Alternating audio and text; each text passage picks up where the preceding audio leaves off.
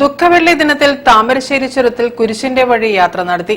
യേശുവിന്റെയും മാതാവിന്റെയും വേഷമണിഞ്ഞ് നിരവധി വിശ്വാസികൾ പരിഹാരയാത്രയിൽ പങ്കാളികളായി.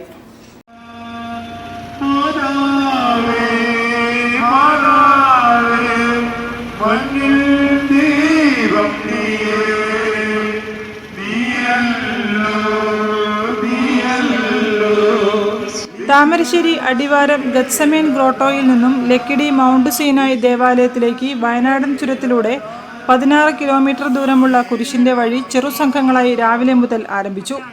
രാവിലെ 7:30 അഭിഷേക പ്രാർത്ഥനയും 8:30 ഫാദർ മാത്യു മണിയമ്പ്രയുടെ നേതൃത്വത്തിൽ പീഠാനുഭവ പ്രാർത്ഥനയും നടന്നു. മുൻ MLA KC റോസക്കുട്ടി സന്ദേശം നൽകി.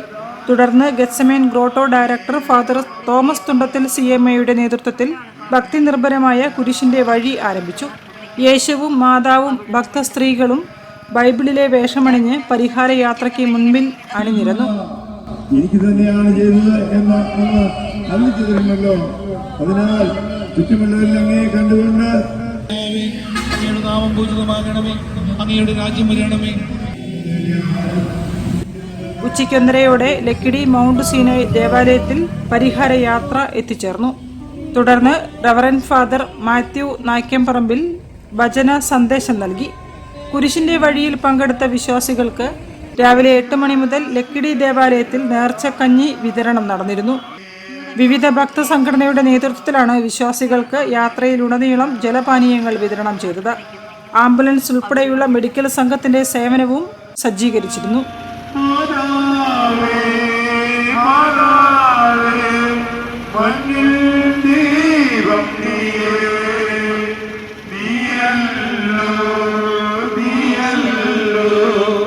കുരിശിന്റെ വഴി പരിപാടിക്ക് doctor Thomas Thundathil CMI, father Shindo CMI, general convener Jose Augustine Keeppuram Pala, C Jeena Kunju, Tindu Abi Kozhikode എന്നിവർ നേതൃത്വം നൽകി. News bureau, Thamarassery.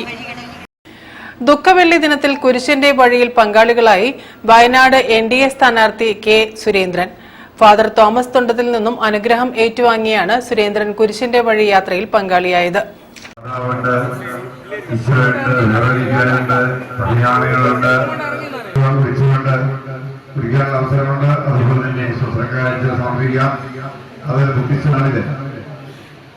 അടിവാരത്ത് നിന്നും ഫാദർ തോമസ് P തുണ്ടത്തിലിൽ നിന്നും അനുഗ്രഹങ്ങൾ ഏറ്റുവാങ്ങിയാണ് ആയിരക്കണക്കിന് വിശ്വാസികൾക്കൊപ്പം K സുരേന്ദ്രൻ കുരിശുമല ചവിട്ടിയത്.